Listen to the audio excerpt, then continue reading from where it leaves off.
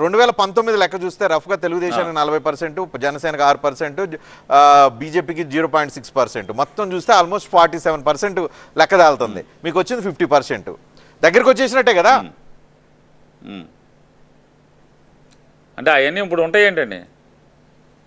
భారతీయ జనతా పార్టీని పచ్చి బూతులు తిట్టి భారతీయ జనతా పార్టీని, మోడీ గారిని విమర్శించినటువంటి తెలుగుదేశం పార్టీకి మళ్ళీ కమలం గుర్తోళ్ళు ఓటేస్తారా? ఎందుకు వేస్తారు?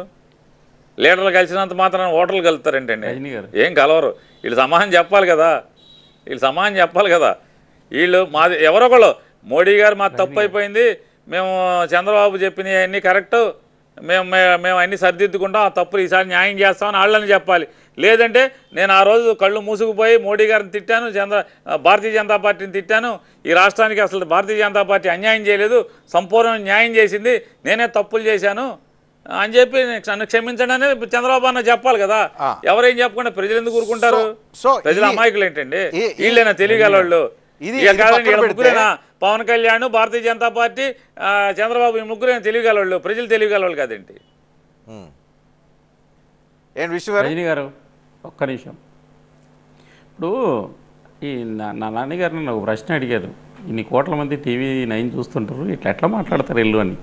నాకు కూడా ఒక ఆశ్చర్యం కలుగుతుంది. అంత సీనియర్ పొలిటీషియన్ నాని గారు ఇప్పుడు ఒక విషయం చెప్పాడు. అంటే నాని గారికి తెలిసి అంటే నిద్రపోతున్నట్లు నటించడం అనమాట దీన్ని. ఇప్పుడు లోకేష్ గారు ఆ మధ్య ఎక్కడ చెప్పాడు, ఢిల్లీకి నన్నేనేం పిలవలేదు, వాళ్ళు పిలిస్తే పోయినాను అని చెప్పాడు. నానిగారు నమ్ముతారా పోయిన ఆ విషయాన్ని? 2, నానిగారు ఇంకొక విషయం కూడా ముందుకు పోయి చెప్పాడు. ఏం చెప్పారంటే ఆంధ్రప్రదేశ్ రాజకీయాల్లో పర్సెంటేజ్ గురించి చెప్పారు. 44, 45, 46. నానిగారు ఒకటి గుర్తుపెట్టుకోండి,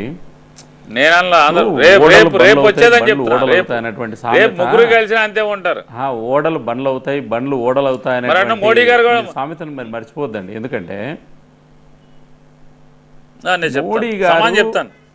మోడీ గారు బీజేపీ ఆంధ్రప్రదేశ్ రాజకీయాల్లో నాని గారు ఒకసారి కుడి చేయి తీసుకొని ఆ ఎడమ గుండె మీద చేయి పెట్టుకొని బీజేపీ ఆంధ్రప్రదేశ్కు 5 సంవత్సరాల్లో మాకు సహకారం అంది లేదు, ఈ రాష్ట్ర అభివృద్ధికి సహకారం అంది లేదు, మాకు డబ్బులు లేదు, ఈ రాష్ట్రాన్ని అభివృద్ధి చేయలేదు అని ఒక్క నిమిషం ఒక్కసారి చేలు కట్టుకున్నాడు కదా, తీసి గుండె మీద చేసుకొని రాష్ట్రానికి సహకారం అదే దాని గురించి తర్వాత మాట్లాడదాం. నేను అంటున్నాను విష్ణు గారు, 2014 కూటమి రిపీట్ అయిపోతుంది, మొత్తం అంతా రాజకీయం మారిపోతుంది అంటున్నారు. 2014 రిపీట్ కావాలంటే అప్పుడు వైసీపీకి 44.60 వస్తే కూటమికి అప్పుడు తెలుగుదేశం, బీజేపీ, జనసేన కూటమికి 44.90, అంటే 0.30, చాలా నెగ్లిజిబుల్, చాలా మైనర్తో అప్పుడు బయటపడిన పరిస్థితి కనిపిస్తుంది. సో ఇప్పుడు ఫైట్ సేమ్ అదే తరహాలో టగ్ ఆఫ్ వార్గా ఇప్పుడు మనం రాబోయే రోజుల్లో చూడబోతున్నామా? పుల్లారావు గారు మీరు చెప్పండి, ఫస్ట్ మీరు చెప్పండి, టగ్ ఆఫ్ వార్గా చూడబోతున్నామా? ఈ పర్సెంటేజ్ అనేది ఏమి వాల్యూ లేదు. 70 సీట్లు ఉన్నాయి. ఒక 90 సీట్లలో నేరో మెజారిటీగా గెలిస్తే మిగతా 90 సీట్లలో ఏ ఓటు రాకపోయినా గెలవచ్చు. 25% ఓట్లు పడితే ఎలక్షన్ గెలిసే. సో అది మీరు అనేది 43%, 44% ఈవెన్గా లేదు కదా. కొన్ని కాన్స్టిట్యుయెన్సీస్లో 40,000 మెజారిటీ వచ్చింది, వాళ్ళకి 20,000 వచ్చింది. సో అది లెక్కలో లేదు. భారతదేశంలో మీరు గవర్నమెంట్ ఫామ్ చేయాలంటే 272 ఎంపీలు కావాలంటే మీకు 15% ఓట్లు పెడితే అయిపోతారు. గోవాలో 1,00,000 ఓట్లు ఉన్నారు, మణిపూర్లో 50,000తో. సో అది మీది కరెక్ట్ కాదు. 53 వచ్చి అది కొంచెం ఆలోచించండి. ఓకే, సో కూటమి వల్ల మీరు ఎవరికి లాభం ఎవరికి నష్టం అంటారు? కూటమి నా వ్యూ, కూటమి వల్ల కూటమి చేసుకుని ఓట్ ట్రాన్స్ఫర్ చేసుకుని ఆ కులాలు అన్ని జాగ్రత్తగా చూస్తే లాభం అంటారు. ఆ కూటమి ఎక్స్ప్లాయిట్ చేసి బాగా ఎక్స్ప్లాయిట్ చేసి అది గ్రాప్ చేస్తే కొన్ని సీట్లు అది నష్టం వస్తాయి. ఆ కూటమియే కాదు, ఎవరు క్యాండిడేట్స్ సామాజికంగా ఎవరికి ఇస్తున్నారు, ఏం చేస్తున్నారంటే ఓట్ ట్రాన్స్ఫర్ ఉంటుంది. వాళ్ళకి ఎన్ని పర్సెంటేజ్ వస్తున్నాయి నేను చెప్పట్లేదు, కానీ ఓట్ ట్రాన్స్ఫర్ ఆంధ్రప్రదేశ్లో ఈ 3 మధ్యన ఉంటుంది. కానీ క్యాండిడేట్స్ ఎవరు అది చాలా ముఖ్యం. నాన్నగారు సార్, ఇప్పుడు ఒకటి ఫస్ట్ ఏంటంటే బళ్ళు ఓళ్ళవుతాయి, ఓళ్ళ బళ్ళు అవుతాయి.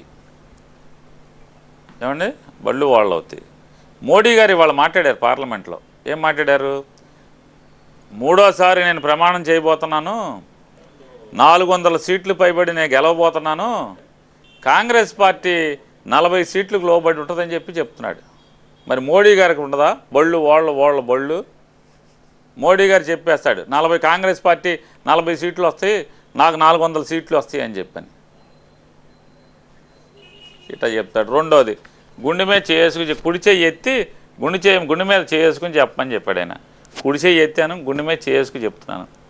భారతీయ జనతా పార్టీ 2014 ఎన్నికల్లో ఈ రాష్ట్రం విడిపోతే 16,000 కోట్ల లోటు బడ్జెట్తో ప్రారంభమైనటువంటి ఈ రాష్ట్రం ఆర్థికంగా ఎంతో హైదరాబాద్ మన నుంచి విడిపోవటం వల్ల 52% జనాభా ఉన్నటువంటి మనం ఏ రకంగా ఆర్థికంగా పతనమైంది ఈ రాష్ట్రం అనేది తెలిసినటువంటి భారతీయ జనతా పార్టీ కూడా ఎన్నికల్లో ప్రత్యేక హోదా ఇస్తాను అని చెప్పి మోసం చేసిందా లేదా? 10 ఏళ్ళు అయింది, ఇంతవరకు రైల్వే జోన్ ఇచ్చిందా ఇవ్వలేదా? ఇవన్నీ మోసాలు కాదా? ఇవన్నీ మోసాలు కాదా? భారతీయ జనతా పార్టీ గుండె మీద చేసి చెప్తున్నా, ఇవన్నీ భారతీయ జనతా పార్టీ ఈ రాష్ట్రానికి మోసం చేసింది. సహకరించిందా లేదా అని ఆయన చెప్పమంటాడు. వినండి, సహకరించిందా లేదా, సహకరించి గుండె మీద చేసుకే చెప్తున్నా, సహకరించింది, ఏడిపించింది. పోలవరం ప్రాజెక్టులో ఈ రోజుకి కాల్చుకు తింటుంది, ఈ రోజుకి ఏడిపిస్తుంది. పోలవరం ప్రాజెక్టులో 5 ఏళ్ల నుంచి డాఫ్రమ్ బొక్కడి లోపలికి వెళ్ళిపోతే, 1.5 కిలోమీటర్ లోపలికి వెళ్ళిపోతే ఇంతవరకు తేల్చలేదు. అది డబ్బులు మునిగిపోయిన వాళ్ళకి డబ్బులు ఏమని సరాసరి బ్యాంక్ అకౌంట్లు ఇచ్చాం. డబ్బులు ఎవరి కాళ్ళకి వేస్తే డ్యామ్లో నీళ్లు నిలబెడతామని చెప్పాం. దానికి ఎవరు గుండె మీద చేసుకే చెప్తున్నా కదా, ఇవన్నీ గుండె మీద చేసి చెప్పని చెప్పి